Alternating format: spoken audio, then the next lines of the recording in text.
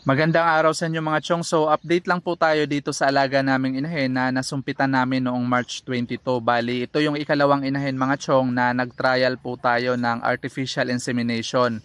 Bali sinusubukan po kasi natin itong aralin dito sa mga alaga po natin mismo.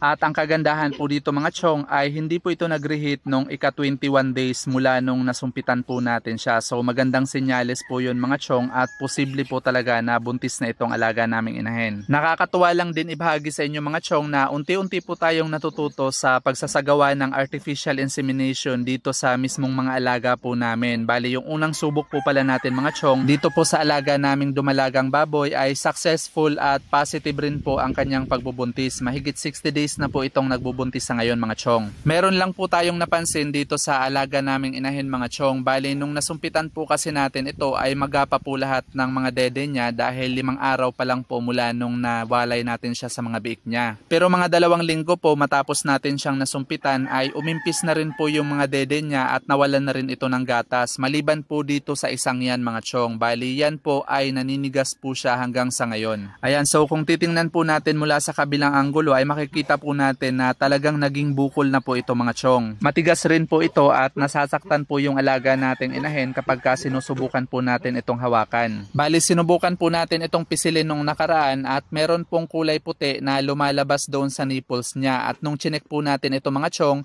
ay di rin naman po ito malansa o kaya ay mabaho at mukha po itong gatas na naninigas na. Bali chinecheck rin po natin kung nilalagnat itong alaga nating inahin pero hindi po siya nilalagnat mga chong at maganang-magana rin po siyang kumain. At dahil nga first time po natin itong na-encounter dito sa alaga natin mga chong at wala po tayong idea kung ano itong naging sakit niya ay minabuti na po natin na ikonsulta ito sa technician dito sa lugar namin. Ayan, shoutout po kay Sir Mark Brabante ng BIMEG.